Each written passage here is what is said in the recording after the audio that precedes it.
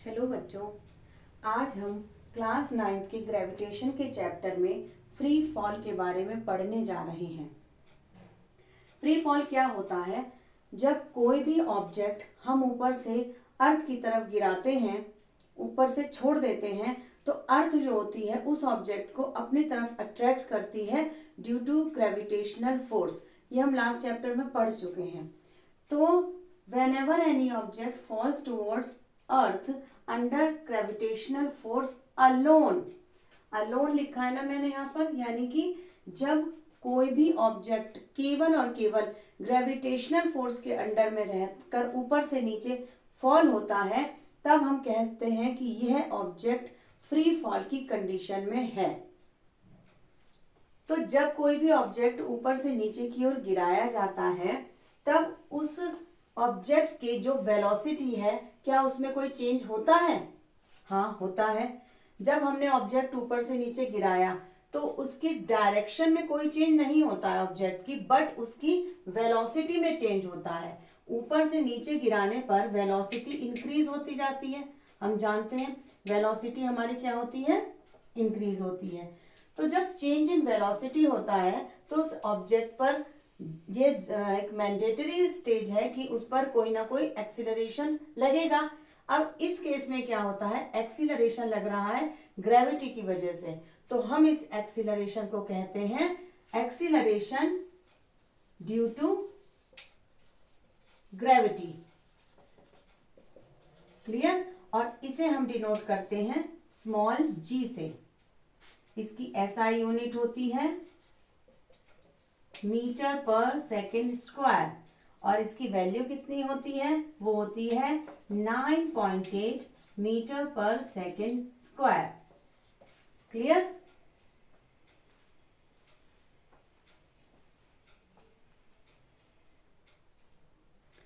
We know the formula of gravitational constant. F is equal to capital G m small m upon r square. Here G is the universal gravitational constant, capital M is the mass of the earth, and small m is the mass of the object, and r is the distance between the object and the earth. Clear? तो from the second law of motion से हमको पता है कि F is equal to m g होता है। यहाँ पर हमने स्मॉल जी इसलिए लिया है क्योंकि जब फ्री फॉल की कंडीशन होती है तो वो ऑब्जेक्ट अर्थ की तरफ जब आता है तो वो एक्सीलरेशन ड्यू टू ग्रेविटी की वजह से आता है। अब हम अगर F की वैल्यू एम जी रिप्लेस कर दें इक्वेशन में, तो हो जाएगा m g is equal to capital G capital M small m upon r square. तो यहाँ पर स्मॉल एम से स्मॉल एम कैंसिल हो जाएगा, तो स्मॉल जी का क्या फॉर्मूला निकलेगा? Capital G capital M upon r square. यानी कि जो स्मॉल जी होता है वो मास ऑफ द अर्थ पर डिपेंड करता है, not on the mass of the object. Clear? अब जब कोई ऑब्जेक्ट अर्थ के सरफेस के नियर अबाउट होता है तो हम आर की जगह हम अर्थ का रेडियस ले लेते हैं, यानी यही फॉर्मूला बन जाता है small ji is equal to capital G capital M upon capital R square. यहाँ पर आर होती है radius of the earth.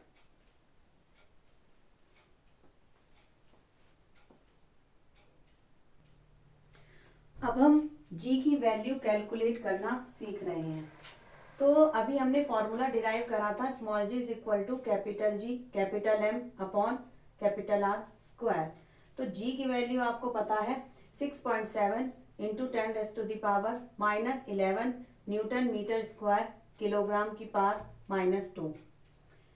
M होता है मास ऑफ द अर्थ, इसकी वैल्यू होती है 6 मल्टीप्लाई 10 की power 24 kilogram. Radius of the अर्थ होती है 6.4 इंटू 10⁻6 मीटर। क्लियर? तो ये सब वैल्यू जब हम इस फॉर्मूला में पुट करते हैं तब जी की वैल्यू आती है 6.7 into 10⁻11 multiply 6 multiply 10⁻24 upon r हो गया 6.4 इंटू 10⁻⁶ का होल स्क्वायर। यहाँ पर आप इनकी SI यूनिट भी लिख सकते हैं और नहीं भी। तो इसकी वैल्यू आएगी 9.8। जब आप कैलकुलेट करेंगे इस पूरी कैलकुलेशन को 9.8 मीटर पर सेकेंड स्क्वायर। तो एक्सीलरेशन ड्यू टू ग्रेविटी की वैल्यू कितनी हो गई? 9.8 मीटर पर सेकेंड स्क्वायर। इसका प्रूफ करना वैसे ज़्यादा नहीं पूछा जाता है, बस आपको जी की वैल्यू लर्न होनी चाहिए। तो जी की वैल्यू है 9.8 मीटर पर सेकेंड स्क्वायर, लेकिन जिन न्यूमेरिकल्स में जी की वैल्यू नहीं दी जाती है, आप इसके ऑन द एवरेज आप 10 मीटर पर सेकेंड स्क्वायर भी ले सकते हैं, जिससे हमारी कैलकुलेशन थोड़ी इजी हो जाती है। अब हमें पता है कि हमारी जो अर्थ है पूरी तरह से सिलेंड्रिकल शेप में नहीं है, तो अर्थ की शेप थोड़ी सी इस तरह से, अर्थ पूरी राउंड शेप में नहीं है, जस्ट थोड़ी सी ये ओवल शेप में मानी जाती है। तो अर्थ के जब हम सेंटर से पोल की पोजीशन लेते हैं, ये पोल कहे जाते हैं, नॉर्थ एंड साउथ पोल है, और ये इक्वेटर कहा जाता है। तो आप देख ही रहे होंगे कि पोल की जो डिस्टेंस है वो इक्वेटर की डिस्टेंस से कम है।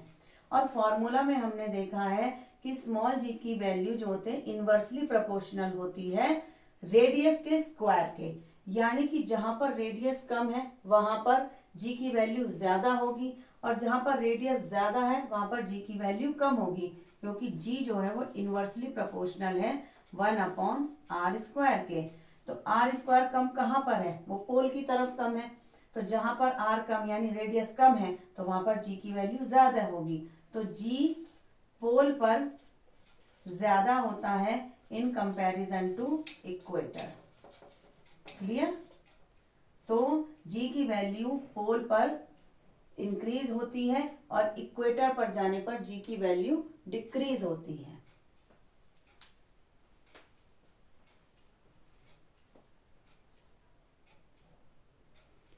अब हम डिस्कस करने जा रहे हैं difference between universal gravitation constant and acceleration due to gravity, यानी कैपिटल जी और स्मॉल जी में डिफरेंस, जो कि बहुत इंपॉर्टेंट है और एग्जाम के पर्पज से भी बहुत ज़्यादा इम्पॉर्टेंट है।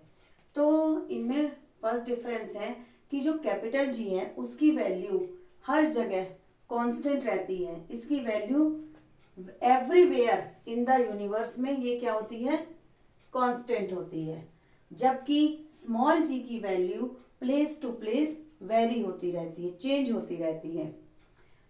कैपिटल जी जो है स्केलर क्वांटिटी है, but small ji is a vector quantity. Capital G की वैल्यू जो कि फिक्स होती है, ये होती है 6.7 इंटू 10⁻⁻11। स्मॉल जी की वैल्यू होती है 9.8 on the surface of the earth. Capital G की SI यूनिट होती है न्यूटन मीटर स्क्वायर पर किलोग्राम स्क्वायर, और स्मॉल जी की वैल्यू होती है मीटर पर सेकेंड स्क्वायर।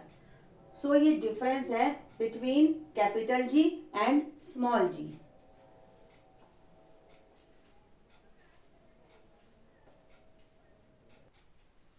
बच्चों, अब हम देखने जा रहे हैं motion of object under the influence of gravitational force of the earth. तो ये मोशन की तीनों इक्वेशन यहाँ हमने लिख ली हैं। तो जो फर्स्ट इक्वेशन है v = u + at, तो जब कोई भी ऑब्जेक्ट फ्री फॉल करता है अंडर द ग्रेविटेशनल फोर्स, तो उस पर जो एक्सीलरेशन ड्यू टू ग्रेविटी लगता है, तो हम इन सभी इक्वेशन में स्मॉल a की जगह हम स्मॉल g लिखेंगे, यानी कि एक्सीलरेशन ड्यू टू ग्रेविटी। तो इक्वेशन 1 क्या हो जाएगी हमारी? अगर हम इक्वेशन 1 को under the influence of gravitational force लिखें तो इक्वेशन 1 हो जाएगी हमारी v = u + gt। Clear? Equation second हो जाएगी, s की जगह हम अब h लिखेंगे, h = ut + ½ gt²। और इक्वेशन थर्ड होगी v² = u² + 2gh²। h। आप इन इक्वेशन को देखिए, ये हमारी इक्वेशन अब स्मॉल जी के इन्फ्लुएंस में जब कोई ऑब्जेक्ट फ्री फॉल हो रहा है तो a की जगह स्मॉल जी हो जाएगा। अब हम ये देखेंगे कि हम स्मॉल जी की वैल्यू कैसे लेते हैं। साइन कन्वेंशन किस तरह से लिया जाता है। जब कोई ऑब्जेक्ट हम नीचे से ऊपर की ओर फेंकते हैं, कोई भी ऑब्जेक्ट जब अर्थ की सरफेस से ऊपर की ओर जाता है, यानी कि इसकी वेलोसिटी डिक्रीज हो रही है, वेलोसिटी डिक्रीज हो रही है और ये अगेंस्ट द ग्रेविटेशनल फोर्स ऊपर जा रही है। तो इस केस में जब कोई ऑब्जेक्ट अर्थ की सरफेस से ऊपर की ओर जा रहा है तो हम जी की वैल्यू नेगेटिव लेते हैं। और जब कोई भी ऑब्जेक्ट का फ्री फॉल हो रहा है फ्रॉम ए सर्टेन हाइट, जब ऊपर से नीचे की ओर कोई भी ऑब्जेक्ट आ रहा है यानी कि उसकी वेलोसिटी इंक्रीज हो रही है, तो इस केस में हम जी की वैल्यू पॉजिटिव लेते हैं।